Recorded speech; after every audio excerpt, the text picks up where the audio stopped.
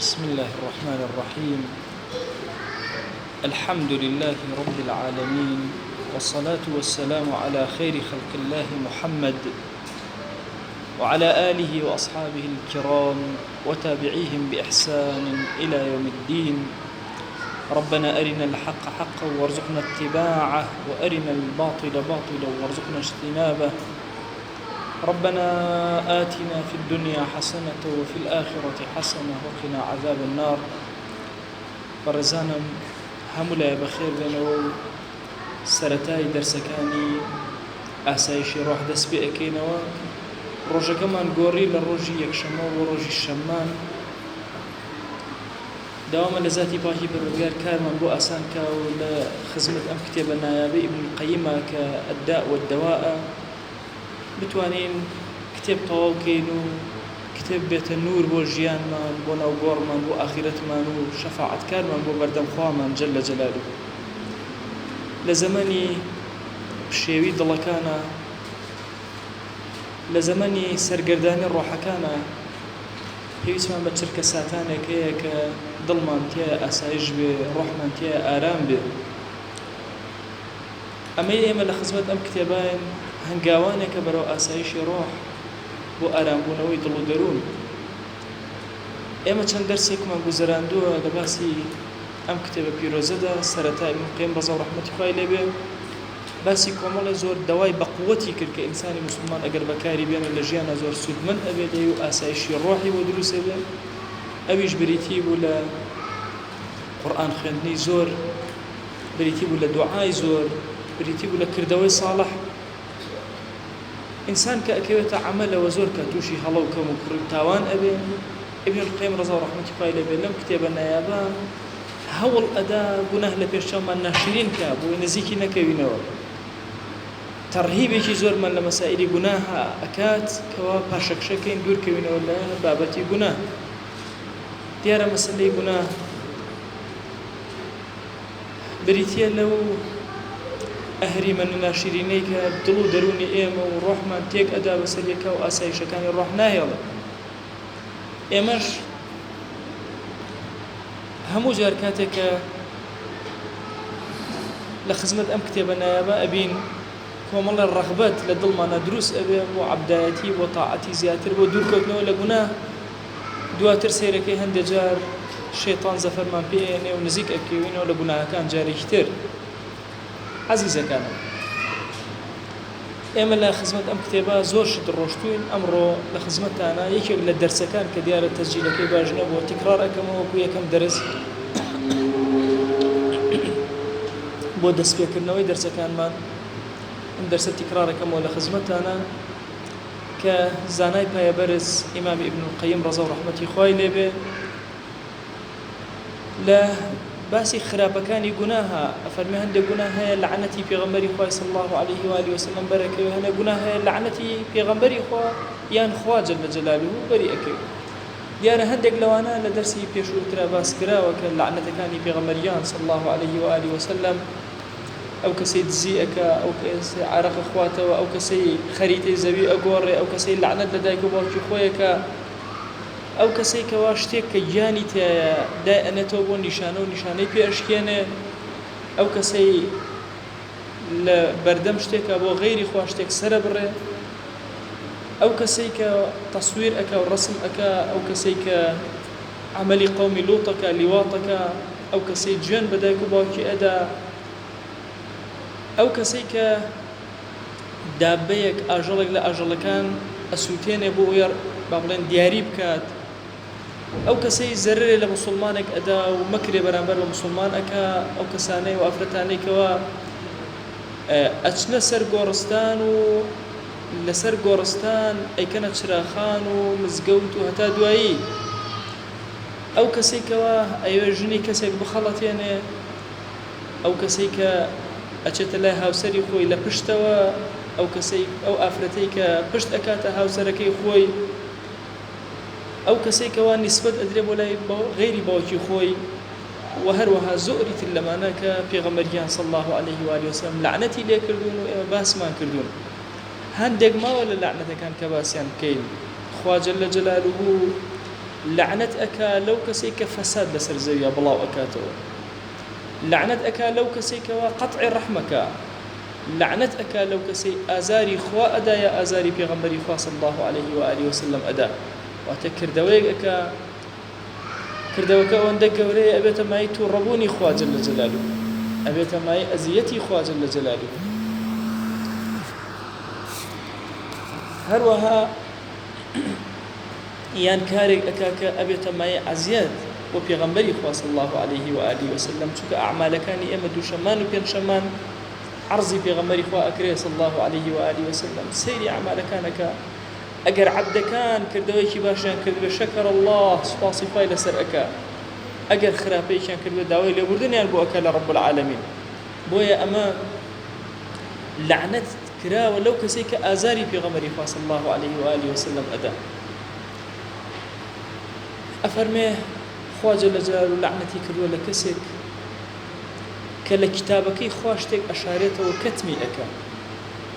أوي كخوار روشني كردوتو بو خلق أم إشارته وبتاتي لكات وقت مناسب خويا طبعا أو زور هالأقري إمام علي رضا رحمة الله عليه أفرمي أتريدون أن تكذب الله ورسوله أن يكذب الله ورسوله أفرمي حدثوا الناس بما تعرفون بما يعرفون قصيب خلق كخلق زور نامو نبي للاي أتانا يخو في غمري صلى الله عليه وآله وسلم بدرو بخلينا ولا صحيح بخاري أو فرمايشتها ولا إمام علي واتا إنسان لشويني خوي لكاتي خوي لزمني خوي كحق واجب بي لسري بيانك بشارته بل لعنتي خوا جل جلاله أكيو أي هند جار لبر حكم بل منامنالك هي وناكري حتشيشتته ويباسك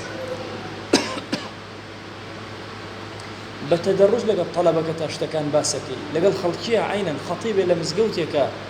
برنامج درجي ده أنا طبعا خطيب أجر 20 ساڵی ئەو منطقەی لە پێش چاو نەبێ خەتیب نییە هەر ئەمە چاوی کراوە بێ بزانێت چی باسەکە بەیانی چیان بۆ باسەکە دوو بەیانی چیان بۆ باسەکە ئەوێ ئەم خەڵکە بەرەو کام ئاخاڕوە کوێ بەرێ طبعا هیچ شتێک سبحان الله وەکو خوتبە کاریگەری و تەئسیری نییە خوتبە بڕوا بکەن پێغەمبەریان صلی الله عليه وآله وسلم ئەم ڕۆژەی ئێمەی لە پێش چاو بووە کاتێکەوە دایناوە لە هەفتەیەکە جارێ خەڵک کۆ بێتەوە تو سيركن أوهم كان الله يعلمه هرهم بروته أم خلقه أوهم أحزاب بروته أو خلقه خطبة بتاقي تنابر أما بهرهم يا نوس جنگ نقل هم يا نأكا فكري خلق هم الرجع كاتو خو أجر خطبة نبوايا خلق هرزو زوبه دراسي بلام حكمتي كي زور جوري بنهاني تيا كسبحان الله أم مسلمان هم الراجيرة كخطبة بويا خطيب أركي كي زور جوري لسرشانيتي كي واجب حق بيان كبيانيك بلام حكمته تدرج لكاركان يا زور جوان أبي الرنج باترو أبي 20 سال 6 سال لكي شايبه لم منطقة لم ناوتشيات شيئك ايتر اگر قدري وابو 20 سال بنيته برنامج خوي تواكل دو قدري وانبو أو خفي جانو تأستي خطيب دوان أو يد ولاني خلقك أكا أزانيت شون قصدك أزانيت شي بلا أم كارش هر استنبوه أو 1440 ساڵە دەسا و دەست بەم شێوازە ئەم ئەیگەێنێتە جیلی دوای خۆی ئەوی تری جیلی دوای خۆی وردە وردە ئەڕوا بۆیە عەزیزانم کتمانی حەق لە کاتی خۆیە کە واجب ئەبێ بەیانەکەی ئینسان زۆر تایە گوناهبارە بێ ئەبێ زۆر ئاگامان لێ بێ زۆر بە وریایی هەر سوکوت و تەعامل لەگەڵ مەسەلەی شاردنەوەی حەقەکان لە کاتی خۆیە لە وەختی خۆیە بکەین لعنتي كتري خواجه لجلاله بو أو كسانيك أو آفرتاني بأجا لهيشتك أمان تومتيان بودروسك تومت دروس كدون زور خطر لعنتي كدو خواجه لجلاله أو كسانيك آفرتك محصني باك داويني غافلي مؤمن هيج أجا لني أو فاحشة بودروسك بهر شوازي لشوازة كان هر وشيك دلال لسر أوبك لعنتي خابر أو كساك سبحان الله جاري وهي إنسان بشتكي زور بسيط بأجا لخوي بر أو لعنة أكل جاري الشايعيك الله بيته توجك يتجير كاريجري شايعك سيرك لقصة عائشة رضي الله عنها بدايك من دولها والله في غمري صلى الله عليه وآله وسلم كتنا أو هلا يوا بروان بوشايع أو دنجو باسكر كبلاوي ولا سر دايك من عائشة رضي الله عنها بويا لما سائلين وزران دني خلقا لم زمني بتأتي فسادا أبي زور أكمل لي ئەبێ بەڕاستی بە معنای کەلیمە خۆمان زمانمان دەوروبەرمان بپارێزینەوەی کە هەڵەیەک لەو هەڵانە ڕوو بدە یان خوا نەخواسە ئێمە بەر لعنەتی خوا بکەین بەهۆی ئەوەی ئافرەتێکی غافڵ و بێ ئاگا لەو تۆمەتی کە بۆی دروست کراوە ئێمە بۆی دروست بکەین. ئەبێ ئینسانی موسڵمان زۆر چاوکراوە و زۆر وریابێ بەتایبەتی ئەمانەی کە لعنەتی خوای بەرکەوتووە. ئیتر لعنەت بە معنای چییە؟ بە معنای دووری لە ڕەحمی خوا. باش ئێمە هەموو ژیانمان بە ڕەحمی خوا ئەچێ بەڕێوە. ئەگەر کەسێ لعنەتی خوای بەرکەوت دوور بێ لە ڕەحمی خوا بێ ژیانی چی لێبێ؟ ئەبێ ئاسایشی ڕۆحی چۆن تێکچێ؟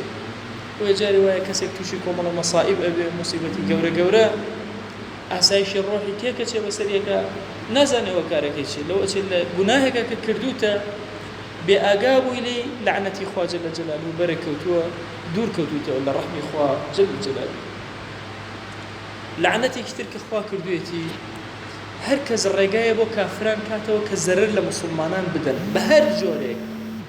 ئەوە لعنەتی خوای جەل جەلالوه بەرکەوت.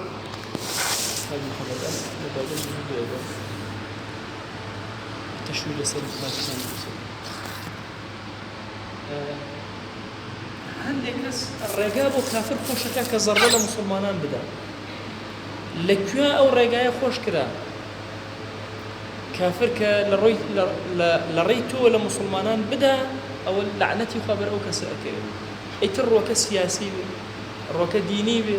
ڕۆکە فکری بێ، ڕۆکە ئەخلاقی بێ، هەر شێوازێ بێ. أفرمي لعن من جعل سبيل الكافر أهدى من سبيل المسلم. بهر شوازي واب كيكا الرقاي كافر جوان تركيت والرقاي مسلمانان تيقوي بسري بوي أبي زور وشيار من لم خالا جاري واي وشيك وشا أسير كان هنجاكانا شويعات هاتن بوشكاني رمزي إسلامي مليون تشيرو كان درستي بناي ملاي مشهور خلقي خوش من همي وتيانا وبقاقاي مجلسو بيكانين ئەوان ئیشیان بەمە هەبوو ئێمە بێئاگان لەمە بۆی هەیمەنەتی ڕەمزە دینەکان بکوژن چکە هەیمەنەتی ڕەمزێکی دینی کوژراوە لە کار لەسەر ئەوە ئەکەن. بۆیە عەزیزانم ئەم خاڵە زۆر گرنگە. جاری وایە مامۆسایەکی ئاینی، جاری وایە داعیەک، جاری وایە ئافرەتێکی موسڵمان، یعنی هەڵسوکەوتێکی تۆ نابێ وا پیشان بدەکەوە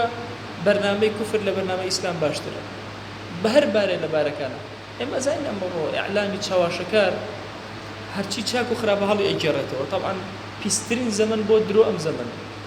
پیسترین زەمن بۆ درۆ ئەم زەمەنە. یعنی تۆ دیقەت بدەن کەناڵێکی ئەعلامینە بیکەیتەوە، یعنی کابرایەکە بینی سێرەکەی مەسئولێکی زۆر گەورە سوبحان الله درۆ ئەکا بە ئاشکرا بیری ئەچێتەوە درۆکەی کرد بەیانی درۆیەکی ترەکە بەیانی درۆی یعنی وای لێ هاتووە درۆ بۆتە بەشێک لە کولتوری هەموو گەلەکان بە شەرتی ئەسڵی ئینسانیەت ئەوەیە کە درۆ لە ئینسان زۆر قەبیح.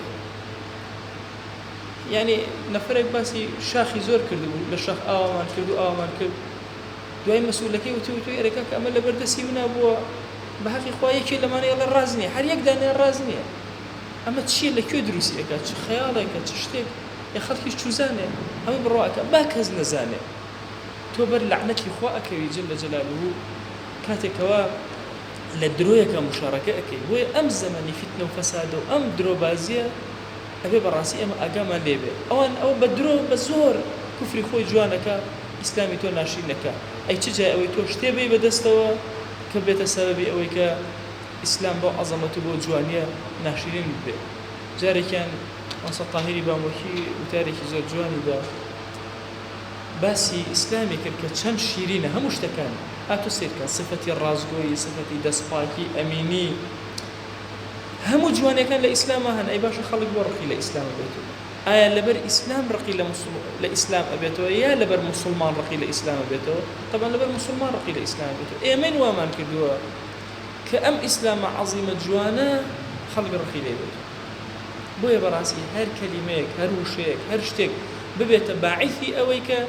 دینی ئیسلام ناشرین کە لعنەتی خوات بەر ئەکەوێت لەو خاڵە ئەبێ هوشیاری گوناهێکی زۆر خەتەرە. لعنتك كتير لو لعنتنا كأمان بيغمبري صلى الله عليه وآله وسلم لعنتك فرمويتي لعن رسول الله صلى الله عليه وآله وسلم الرجل يلبس لبسة المرأة والمرأة تلبس لبسة الرجل لعنت بيغمبري صلى الله عليه وآله وسلم لعنتي كلو لو بياوي بوشاكي جن أب لبرأكا و أو آفرتيك وبوشاكي بياوان أبوشي. طبعا لێرە باسی مشابهە هەیە، هەر ئافرەتی ئەوێ بەهۆی مشابەهەوە وی خۆی لە پیاوان بچوێنێ جلوبەرگی پیاوانە لەبەرەکە هەر پیاوێک ئەوێ خۆی لە ئافرەتان بچوێنێ لا دێ هەندێک جار ئافرەت جلی پیاوان لەبەر ئەکات و بۆ کاروبار ئەوە ناگرێتەوە فەرمایشتەکە ئەم فەرمایشتە ئەوە ئەگرێتەوە کە ئافرەتی ئەوێ خۆی لە پیاوان بچوێنە جلی پیاوان لەبەرەکە بعکسەوە پیاوێک ئەوێ لە ئافرەتان خۆی بچوێنێ و جلی ئافرەتان لەبەرەکە چونکە مەسەلەی مشابهەی تایە پێغەمبەریان صلی الله عليه و آله وسلم لعنەتی لێ کردووە اینجا لعنەتی کردووە لەو کەسێک کەوا ڕەشوەت ئەدا لەو کەسێک کە وەری ئەگری لەو کەسێک لە بینە واسطە ئەکا والرائش واتە ئەو کەسێک کە واسطە ئەکا لە بینی هەردووکیانە زۆر لعنەتی تر کراوە کە پێغەمبەریان صلی الله عليه و آله وسلم باسی کردووە ئەفەرمێ ئەگەر ئەم کردەوانە ئەم کردەوە خراپانە ئەگەر حشتێکی تیانە بێ بەس لعنەتی خوا و مەلائکەت و پێغەمبەری خوا نەبێ صلی الله عليه و آله وسلم کفایەتە بۆ ئینسانی مسلمان بوەستێ چونکە لعنەت خەتەرێکی زۆر گەورەیە لەسەر حیاتی ئینسان والله جاری وایە هەیە هەموو حیاتی ئینسانێک ئەگۆڕێ بەهۆی لعنەتێکەوە چونکە دوورەکەوێتەوە لە ڕەحمی خوا ئەبێ زۆر بە هوشیاری متابعەی مەسائلی ئەم لعنەتانە بکەین خۆتان بگەڕن بزانن چین ئەوانەی پێغەمبەری خوا صلی الله عليه و آله وسلم لعنەتی لێکردن چین ئەوانن ئەوانەی کە خوا جەل جەلاله لعنەتی لێکردن زۆر زۆرن ئەمانە هەموویان ئاسایشی ڕۆح تێک و پێگەشتیانن ئەبێ زۆر ئەگەمە لێیان ئەو کەسێک کە گوناهەکە نعمەتێکی زۆر گەورەی لەدەست دەرئەچێ وەکو ئیبن قەیم لە فەسڵێکی تایبەتە باسیەکە حرمان دعوة رسول الله صلى الله عليه وآله وسلم حرمان محروم بون لەوەی کە دعای پێغەمبەری خوا صلی الله عليه وآله وسلم بەرکەوێ محروم بون لەوەی کە دعای مەلائکەتی خوا و بەرکەوێ هەیوەندێکی پتە و لە نێوان ئێمە و مەلائکەتە هەیە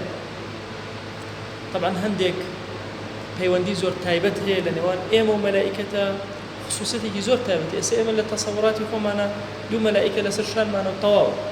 نە زۆر مەلائکە هەن بە دەوری ئێمەوە مەلائکەتی ڕەحمەت هەن بەردەوام ڕەحمەتی خوا پەخشەکەن لەسەر زەویە مەلائکەی سەلام هەن شەوانی قەدریانە خوارە و سەلام بەسەر ئیماندارانە لەگەڵ جوبریل عەلەیهی السەلام پەخش ئەکەن مەلائکەت هەن تەنها دێن لعنەت لە کافر و بێدینانەکەن مەلائکەت هەن تەنها بۆ کۆڕی زیکر ئەگەڕێن لەکوێ مەجلیسێکی ذیکر هەبێ دەورەی ئەدەن بەخوا ئەم مەجلیسەی ئێمە ئێستا مەلائکەتی خوا دەورەی داوە حتا ئاسمانیەکە ئەگەڕێن بەسەر زەویە لەکوێ ئەهلی خێر هەبن دەورەیان ئەدەن مەلائکە هەنیان بۆ هاوکاری مسلمانان لە جەنگە یعنی جۆری مەلائکە زۆر زۆرە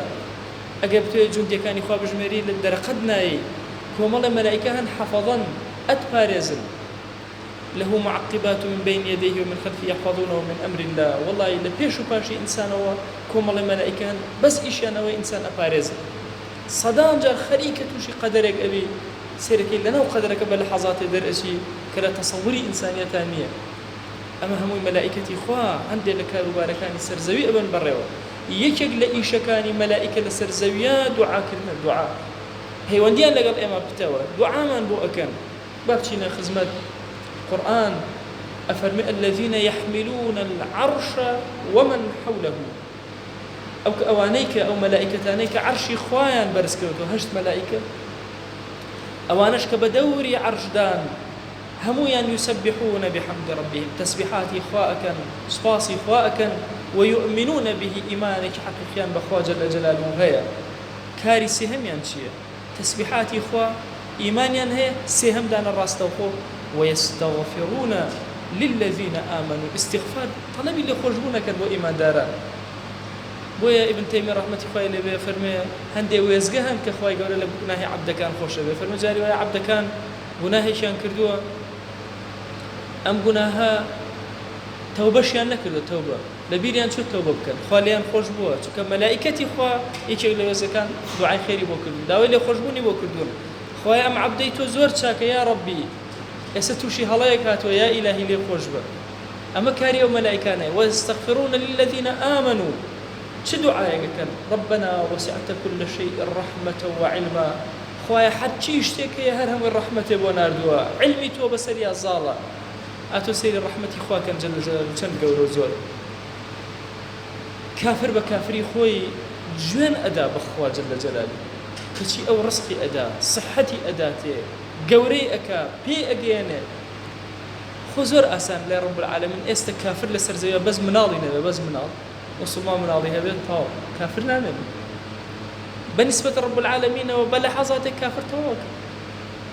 هناسيان لي بقيتو هم يطاوون هموش تبدس أوا بلا من رحمتي خوا بخش أبي بو هموش تتنانا بو كافر بيدينيش ملائكة لن خواهي كان أي أو پروردگاري كرحمتي تو هرچي اشتاقرتويتي وبا إنسان جنوكا ملائكة خويان كون كائنات هر هموي كافر مسلمان وعلم بهموشتك أي خوايا فاغفر للذين تابوا خوايا أو كساني توبة أكن ليان خوش بخوايا واتبعوا سبيلك شوين ربازي تو أكن ليان خوش با وقهم عذاب الجحيم خوايا كان لعذاب الجحيم بيان باريزا ربنا هر أمنا نخير ربنا وأدخلهم جنات عدن التي وعدتهم خوايا بيان خرا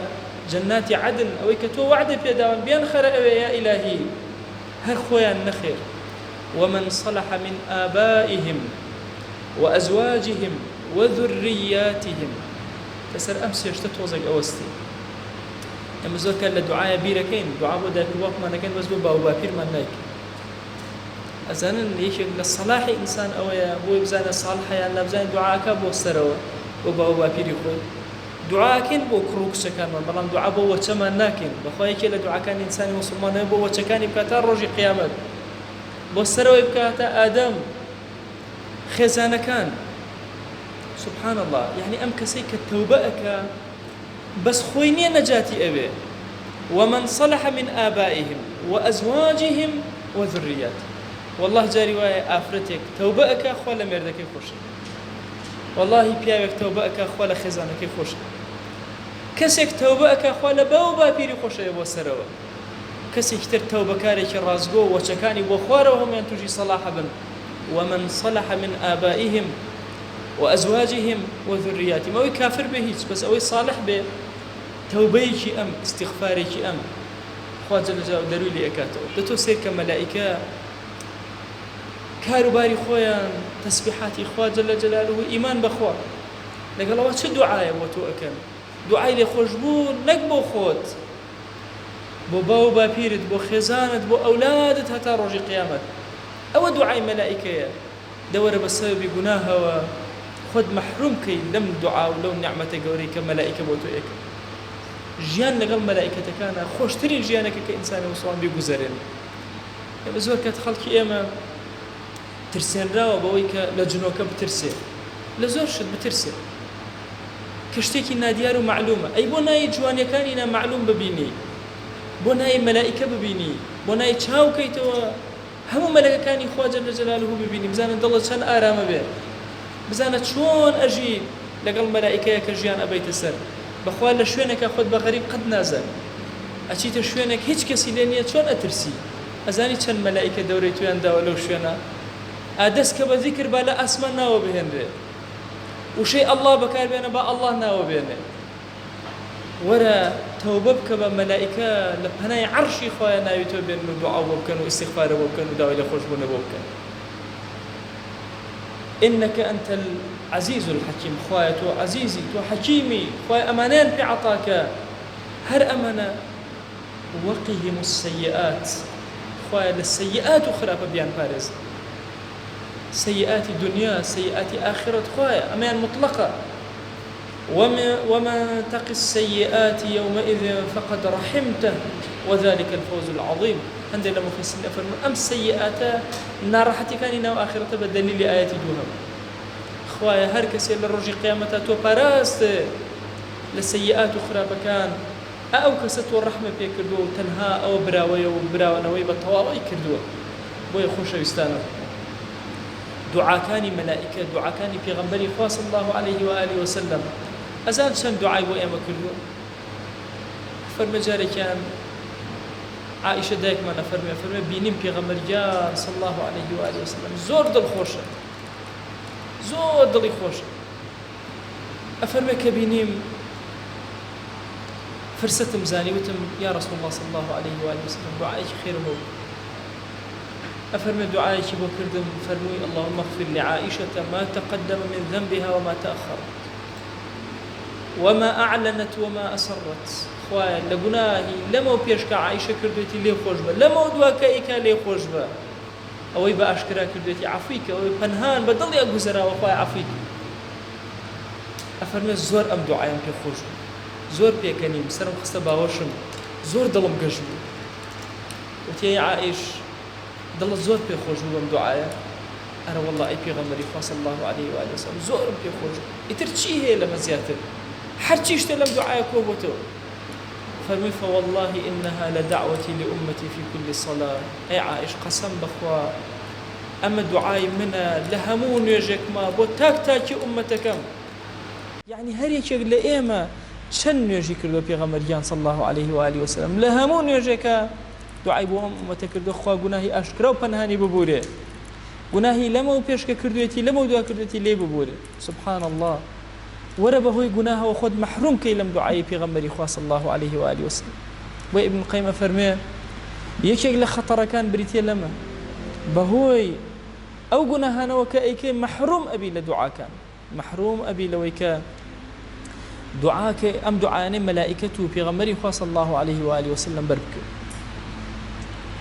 فرما يشتكي في غمريان صلى الله عليه وآله وسلم لخويك يا إمام ابن القيم بمن أجرته وكعقوبة كان ما مباس كعقوبة كان أفرمي طبيعتي في غمريان صلى الله عليه وآله وسلم هم بيانك الله صابها والله أفرمي كي خويك خوشي بيني وبابي جرت كي خوي بيني هندك خو كان أجره وفي غمري صلى الله عليه وآله وسلم والتعبير كردن بشيك ل همو كتابكاني حديث كتاب تعبير الرؤيا كتابكاني حديث أم بشيتيا تعبيري خوتشونا كري في غمرجان صلى الله عليه وآله وسلم بيانك هالصايو خوي خوي بيني بو فرمي خوكتان بو أجرنا وأصحاب بدوري وكوبونا وأنزاني موسمك كاتي أو يا كسي خوي بجرته تفسيرك يا خوي خوي أجرته فرموي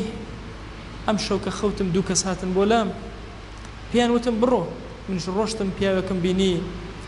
سەری پان ئەکرایەوە دوو کەس بوون یەکێکیان وەسا بوو بەردێکی کوتا بە سەری ئەوە سەری پانەکردەوە بەردەکە گلە بوویەوە هەچا ئەچوو بەردەکەیەنەوە سەری چاکە بۆ دووەم جار لێ ئەدایەوە ئەفەرمە سیر بوو بەلامەوە زۆر ئەم شتە وتم سبحان الله ئەم دوو کەسە چین وتیان بڕۆ بڕۆ تۆ هەقت نەبێ ئەڵە چوین سێرم کرد پیاوێکی تر ڕاکشێنراوە دیان قولاپێک ئەدەن لە چاوی هەتا دواوە هەڵی ئەکۆڵن قولاپێکی تر ئەدەن لە دەمی هەڵی ئەکۆڵن یەکێک تریش لەم لاوە لێ ئەدا هەتا ئەم لائیکە ئەو لا چاکە بێتەوە تا ئەو لائیکە ئەوی تر چاکە بێتەوە ئەفەرمێ زۆر سەری بوو بەلامەوە ئەی هاوار ئەمە چی کردو ئەمە چییە وتیان بڕۆ بڕۆ ئەفەرمێ چوومە سەر تەنورێک بینیم یەک کۆمەڵ پیا و ئافرەتی تیا بوو هەمووی هاوار و نرکە و ناڵەیان بوو هاوارم کرد ئەمە چییە ئەو ئاگرە لە ژێریانەوەیەت و کەڵپە ئەدا و ئەمانش هەموو هاوارەکەن وتیان بڕۆ بڕۆ گەیشتمە لای دەریایەکی سوور بوو بە خوێن پیاوێک مەلەی تێ ئەکرد بە ئیسراحەتی خۆی هەتا ئەویست لە قەراخە لە شوێنێکە نزم بوو ئەویست لێوە دەرچێ پیاوێک دانیشت بوو کۆمەڵی بەردی پێوە بەدەسەوە بوو هەر کاتێ ئەهاتە دەرەوە ئەویست دەرچێ بەردێکی ئەدا لە دەمی ئەخسەوە ناو دەریاکە و ئەویش مەلەی ئەکردەوە لە ناو خوێنەکە تا ئەگەیشتەوە لای ئەم کە ئەگەیشتەوە بەردێکی تری لێ ئەدا ئەڵێ وتم ئەمە چییە وتیان بڕۆ بڕۆ ئەفەرمێ گەیشتمە لای پیاوێک دەم و چاوی زۆر ناشرین و ترسناک بوو قەت شتی ئاوام نەبینی بوو ئەم بینی کە ئاگر لە دەورێتی و ئاگر کۆ ئەکاتەوە بە دەوری ئاگرە هەڵە سوڕێ ئەڵێ وتم ئەمە چییە وتیان بڕۆ بڕۆ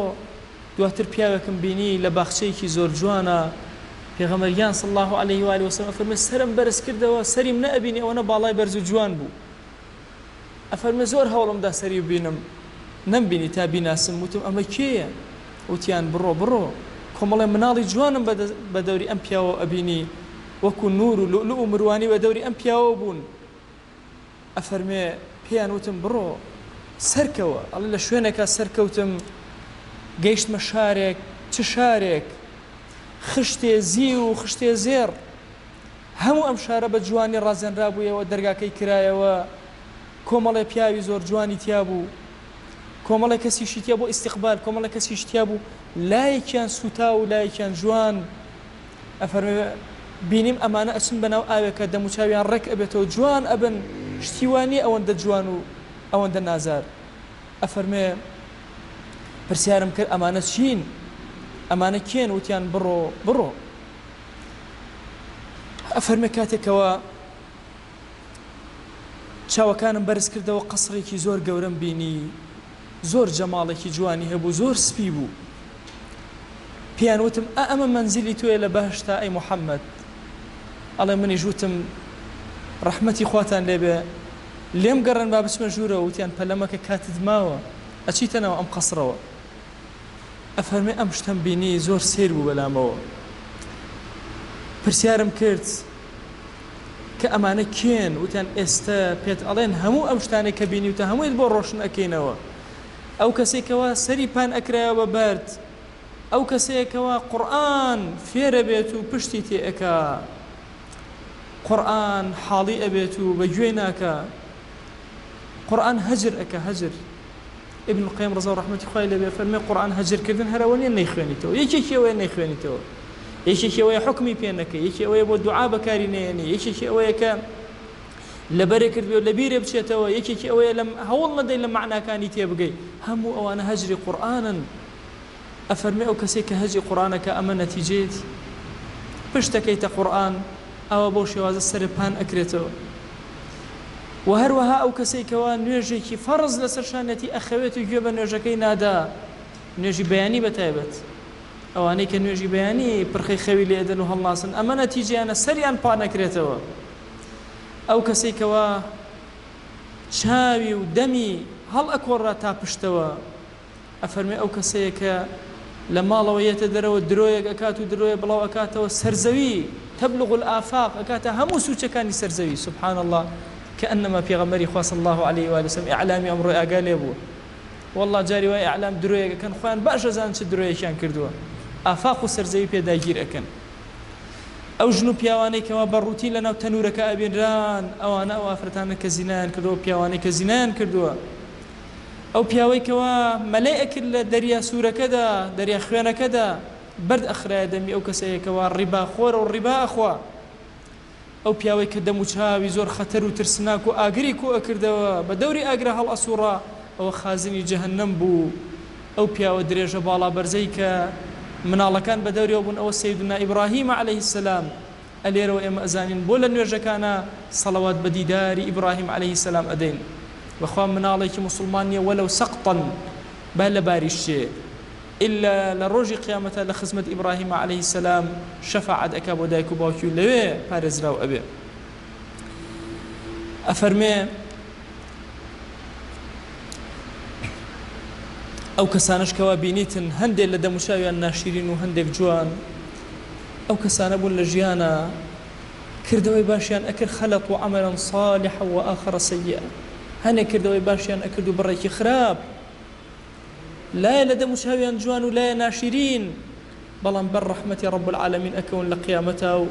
خوا جل جلاله ليان أبوري لبرخاتي تشاكا كانيان أم خالي أخير زور قرنقة بالنسبة إما هما لم بشين خلط وعملا صالحا وآخر سيئا بري كردوي باشا كين بري خرابا كين همو الرجاء بجميرا أبي هول بدأ كردوا باشا كان زياتر بي ما ترسلوي جناهت كردوا بترسلوي تشاكد أو عندنا كردوا كجناه كبشورته بويا هول بدأ وأتبع السيئة الحسنة تمحها بشوين همو خرابيك تشاكيب كأي كجنته أي سريته تمحها محوي أكا محو تنها سرينوانية ديار نمان بطواوي ديار نامنه نك أوا أولئك يبدل الله سيئاتهم حسنات سبحان الله هني حسنة هي وهني توبة هي كأيكي خوا جل جلاله خراب كان بتشاكب أجمارك سيري أو رحمة إخوا كان جل جلاله إتر شون ضلي إنساني إيمان دار آرام نابي شون روحي أسايج نابي كاتك ولا خدمة أنفر ما يشتبه رزانا أبي والله خود ببارزل جناها كان أسايج بو روح الدي بو مال الدي بو شار الدي بو غلاط الاجتماع الدي كرة أسايج بو ناو قورك الدي لساحي محشرة زورتو أسايج وآران أي چند خوش أو كاتيك وخلق هرهموي هاواريتي دادو بيداديتي تو كسيكي لو كساني لجر سيبري عرشي خوايا بأسايج وأجي دي قد بدن أبي چند كذبنا راحتي بجي چند مروفايتي چند مروف لئيم عاقلت لئيم جيرتر لساحي محشرة بو برينا راحتي وأجي بلام أبيني کەسێکی ئیماندار لەبەرەوەی ئیلتیزامی بە جەماعەتەوە کردووە، کەسێکی ئیماندار لەبەرەوەی لە گوناه خۆی پاراستوە لە کاتی پەنهانە، ئەبینی لەژێر سێبەری عەرشی خوایە و لە ئاسایشی ئەوەیە ڕۆحی ئاسایش، لەژێر سێبەری عەرش و ئاسایشی عەرشە ئەم ڕۆحی ئاسایشە لەوێش کەوا بوو ئاسایشی ڕۆح بەس بۆ ئێرە نییە، ئێرە بەشێکە، ئاسایشی ڕۆح لێرە، ئاسایشی ڕۆح لە ماڵەوە لە ناو کۆمەڵگا و مجتەمەعە. یەکاری ئێمە موسڵمانە بڵاوی کەینەوە ئاسایشی ڕۆح لە ناو کۆمەڵگایە،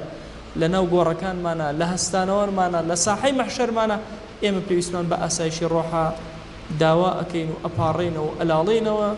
ئەڵێن خوای گیان داوا لێ ئەکەین بە ناوی جوانە بە سیفەتی بەرزە بە ئیسمی عەظەمت، دڵ و دەروونمان ئاسایش کە، ڕۆحمان ئارام کە، یا ئەکرەمە الئەکرەمین. خوایە لێت ئەپاڕێنەوە، ماڵەکانمان ئارام کە، شار و نیشتیمان و وڵاتمان ئارام کە، ئومەتی پێغەمبەرگیان صلی الله عليه و آله وسلم ئارام کە. خوای گیان ئارامی بەسەر گۆڕەکانمانە ببارێنە، ئارامی بەسەر گۆڕی ئیماندارانە ببارێنە. یا ڕەبی خوای گیان لە گوناهی خۆمان، باو و باپیرمان، خێزان و هاوسەر و مناڵمان، وەچەکانمان تا ڕۆژی قیامەت خوای لە گوناهی هەر هەمومان ببورە یا ئەکرەم الئەکرەمین. خوای گیان ئەو ئیماندارانەی کە وەفاتیان کردو کەس نییە دوعای خەیریان بۆ بکە، و ئێمە لەم مەجلیسەوە دوعا بەرزەکەینەوە خوای لە گوناهی هەمویان ببورە، ئارامی بەسەر گۆڕەکانیانە ببارێنە. تو گەورەی خۆت خوایە لە گوناهی ئومەتی پێغەمبەری خوا صلی الله عليه و آله وسلم ببورە. خوایە گوناهێ بە ئاشکرا کردومانە عەفومان کە، گوناهێ بە پەنهان کردومانە عەفومان کە، گوناهێ زانیمان و کردمان عەفومان کە، گوناهێ نەمان زانی و کردمان عەفومان کە، گوناهێ لەمەوە پێش کردومانە عەفومان کە، گوناهێ لەمەوە دوای کەین و فریای تەوبە ناکەوین، خوایە عەفومان کە. یا ڕەبی خوایە لەم دنیای دەرمان مەکە بە ئیمانەوە نەبێ، لەم دنیای دەرمان مەکە بە شایەتومانەوە نەبێ. یا ڕەبی خوایە داوا لێ ئەکەین بە ناوی جوانت بە سیفەتی بەرزە بە ئیسمی عەظەمت بەزەی بەسەرمانە ببارێنە. ئەم کتابە خوای گیان ئێمە لە خزمەتیاین، پیاوێکی زۆر گەورە نووسیوێتی، قەڵەمێکی زۆر مبارەک نووسیوێتی. خوای بیکەرە ڕۆشنایی ژیانمان، بیکە ڕۆشنایی ناو گۆڕمان، بیکەرە شەفاعەتکاری ڕۆژی مەحشەرمان، بەهۆی ئەم کەلیماتانەوە لە بەهەشتا بەرزمان کەرەوە یا ئەکرەم الئەکرەمین. یا ڕەبی خوای گیان داوا لێ ئەکەین بە ناوی جوانە بە سیفەتی بەرزە بە ئیسمی عەظەمت بەرەکاتی ئاسمان و زەوی بەسەرمانە ببارێنە، بەرەکەت بخەرە عومرمانەوە، بەرەکەت بخەرە کاتمانەوە، هیممەتمان بۆ خزمەتی دینەکەت زیاد کە یا ئەکرەم الئەکرەمین. ئاراممان کەرەوە یا ئەکرەم الئەکرەمین. خوای دڵمان ئارام کەرەوە یا ئەکرەم الئەکرەمین. یا ڕەبی خوای گیان داوان لێ ئەکەین عاقبەتمان خێر کە، خوایە عاقبەتمان خێر کە، خوایە عاقبەتمان خێر کە. پەروەردگارە داوا لێ ئەکەین بە گەورەی خۆت هەر گرفتێکمان هەیە بۆمان چارەسەر کە، ئەومان بێ حاڵ و ماڵە ماڵداری کە، ئەومان بێ مناڵە مناڵی پێعەتاکە، ئەومان بە مناڵە مناڵەکانی ساڵح کە. پەروەردگارە هەر کەسەمان گرفتێکی هەیە بۆی چارەسەر کە. خوایە تۆ زۆر دەوڵەمەند و ئێمە زۆر فەقیر، بەخوا کەس نییە هانای بۆ بەرین ڕازەکانی دڵمانی بۆ بگێڕینەوە. خوایە هەموو ڕازەکان و احتیاجەکانی خۆمان بۆ لای تۆ بەرزەکەینەوە. ئەی دەوڵەمەندی دەوڵەمەندان، خوایە پێمان عەتاکە. خوایە داوا لێ ئەکەین بە گەورەی خۆت ئەوەی کە ئەمانەوێت لە ژیانە پێمان عەتاکە. ئێمە زمانمان کولە لە دوعایە، هەر چاکەیە بە زمانی پێغەمبەرگیان صلی الله عليه و آله وسلم داوا لە تۆ کراوە و داوای لێ کردووی لە هەموو عومریە. وا ئێمەی گوناهباری خەجاڵەتبار داوا لێ ئەکەین و پێمان عەتاکە. هەر خراپەیە ئەو خۆشەویستەمان پەنای پێگرتووی، وا ئێمەش پەنات پێئەگرین و پەنامان بدە یا ئەکرەم الئەکرەمین. یا ڕەبی خوای گیان هیدایەتی گەنجەکانمان بدە، علمی شەرعیمان زیاد کە، خواناسیمان زیاد کە، دامان مەزێنە لەسەر ئەم دینداری و تاعەتە یا ئەکرەم الئەکرەمین.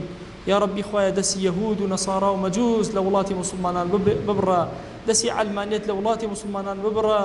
یا ڕەبی خوای گیان دینەکەی خۆت سەرفراز کە، سەرکەوتوو کە، لە ژێر عەدالەتی دینەکەی خۆتە بمان حەوێنەرەوە یا ئەکرەم الئەکرەمین. یا ڕەبی خوای گیان تووشی زەیغ و لادانمان لە دینەکەت مەکە، سەترمان کە گوناهانێ بەرزیەکەینەوە بۆ تۆ. خوای تۆی بەخشندە سترمان کە یا ئەکرەم الئەکرەمین. یا ڕەبی خوای گیان داوات لێ ئەکەین خەتەراتی دڵەکانمان مەهێڵە، دڵەکانمان ساف کەرەوە بۆ خۆت یا ئەکرەم الئەکرەمین. خوای گیان ئێمە هاتوینتە ئەم مەجلیسە لەبەر خاتی تۆ خوای گیان، ئەمانەوێ ڕۆحمان ئاسایش بێ، تو گەورەی خۆت خوای ڕۆحمان ئارام کەرەوە، ڕۆحمان ئاسایش کە. پەروەردگارە ئاسایش بەسەر ڕۆحمانە ببارێنە. بە خزمەت ئەم فەرمایشتە بەرزانە پەروەردگارە بەرزمان کەرەوە، لە خزمەتیانە تێمان بگەیەنە. یا ڕەبی خوایە داوا لێ ئەکەین بە ناوی جوانت بە سیفەتی بەرزە بە ئیسمی عەظەمت ئەم کەلیماتانەی کە ئێڵێن، ئەم دوعانەی کە ئەکەین خوای لێمان قبوڵ کە. پەروەردگارە قەت سپاردە لای تۆ زایە نەبوو و زایە نابێ و ئێمە نەفسی خۆمان خێزان و مناڵمان هەمووی سپاردە کرد بە تۆ یا ئەکرەم الئەکرەمین یا ربی خوای جان عاقبەتی خۆمان سپاردە کرد بە تۆ ئیمانمان سپاردە کرد بە تۆ ئەخلاق و ڕەوشت و شەخسەتی خۆمان سپاردە کرد بە تۆ یا ربی خوای جان احتیاجەکانی خۆمان هەموو سپاردە کرد بە تۆ و پێمان عەتاکە یا ربی خوای زایەمان مەکە لەم دنیای دەرمان مەکە بە ئیمانەوە نەبێ